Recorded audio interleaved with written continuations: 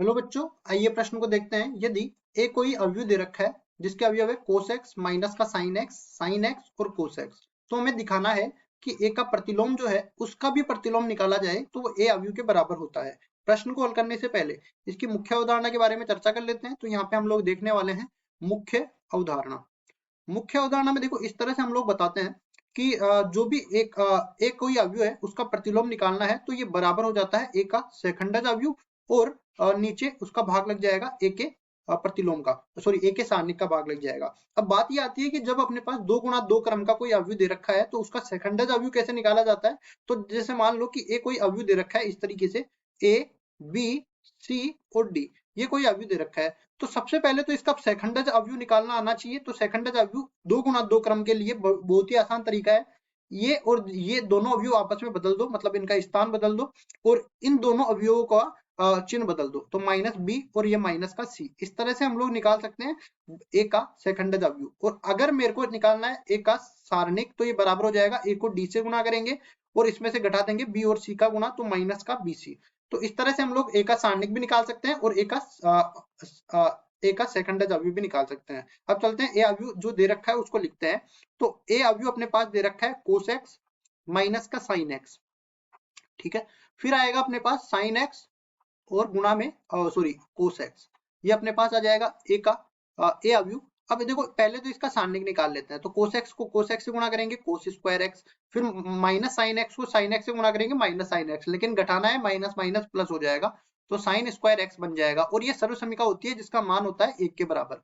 अब देखिए इसके बाद देखो ए का सारणिक अपने पास 1 के बराबर मिल गया, तो ए का जो प्रतिलोम अवयव है वो ए के सेकंडज अवयव के बराबर मिल जाएगा। तो हम लोग निकालते हैं ए का सेकंडज अवयव, ये बराबर हो जाएगा किसके, देखो पहले तो जो मुख्य विकर्ण है इसके अवयवों को आपस में बदल दो, तो ये दोनों ही कोस एक्स के बराबर है तो कोस एक्स रह जाएंगे। इन दोनों का चिन्ह बदलना है तो ये माइनस माइनस प्लस हो जाएगा और नीचे वाला अपना माइनस हो जाएगा, ठीक है। इस तरह से आ गया अपने पास ए का सेकंडज अवयव। और अगर मेरे को ए का प्रतिलोम भी निकालना है तो ये ए के सेकंडज अवयव के बराबर ही आ जाएगा, क्योंकि हमें जो है ये ए का जो सारणिक है वो 1 के बराबर प्राप्त हुआ है तो 1 का भाग देंगे कोई फर्क नहीं पड़ेगा, ये बराबर मिल जाएगा कोस एक्स साइन एक्स, फिर माइनस का साइन एक्स और ये कोस एक्स।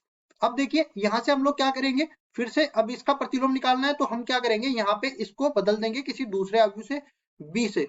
अब देखो बी का हमें निकालना है क्या, बी का प्रतिलोम। तो बी का प्रतिलोम किसके बराबर हो जाएगा, बी के सेकंडज और नीचे भाग लग जाएगा बी के सारणिक का। तो जैसा कि हमें पता है कि अभी भी जो है इसका बी का सारणिक तो 1 के बराबर ही होगा, क्योंकि देखो ए का प्रतिलोम यहाँ पे अब देखिए ए का प्रतिलोम हमें इकाई के बराबर सॉरी यहाँ पे हम लोग ये देख सकते हैं ए का जो सारणिक है वो इकाई के बराबर प्राप्त हुआ। और हमें ये भी पता है कि ए का जो प्रतिलोम अवयव है उसका अगर मेरे को सारणिक निकाला जाए तो वो 1 बटा में ए के सारणिक के बराबर होगा। लेकिन ये अभी भी एक ही है तो 1 बटा में 1 फिर भी 1 ही मिलेगा, तो बी का जो सारणिक है अपने पास 1 के बराबर मिल जाएगा। तो कुल मिला के ये एडजॉइंट ऑफ बी मतलब बी के सेकंडज के बराबर ही ये मिल जाएगा। अब देखो बी अवयव को हम लोग लिख लेते हैं। बी अवयव अपने पास दे रखा है cos x sine x minus का साइन एक्स और ये कोस एक्स। अब देखो बी का सेकंडज अवयव हम लोग निकालते हैं। तो बी के सेकंडज अवयव के लिए क्या करते हैं, सबसे बी का हम लोग प्रतिलोम ही निकाल लेते हैं। एक काम करते हैं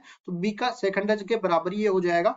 कुल मिला के अपने पास इन दोनों का स्थान बदल देंगे तो कोस एक्स और यहाँ पे भी कोस एक्स, इन दोनों का चिन्ह बदल देंगे तो ये माइनस का ये प्लस का है, ये माइनस का हो जाएगा, ये माइनस का है तो ये प्लस का हो जाएगा। अब देखो ये अपने पास आ गया बी का प्रतिलोम। तो बी को क्या माना था हमने, ए का प्रतिलोम, और ए के प्रतिलोम का प्रतिलोम यहाँ से आप देख सकते हो कि ये अपने पास ए के बराबर ही है। तो ये हमने सिद्ध करके बता दिया कि ए का जो प्रतिलोम अवयव का प्रतिलोम होगा वो खुद ए अवयव के बराबर ही होने वाला है। और यही हमारा उत्तर हो जाएगा। आशा करता हूँ ये सवाल आपको समझ में आया होगा। धन्यवाद।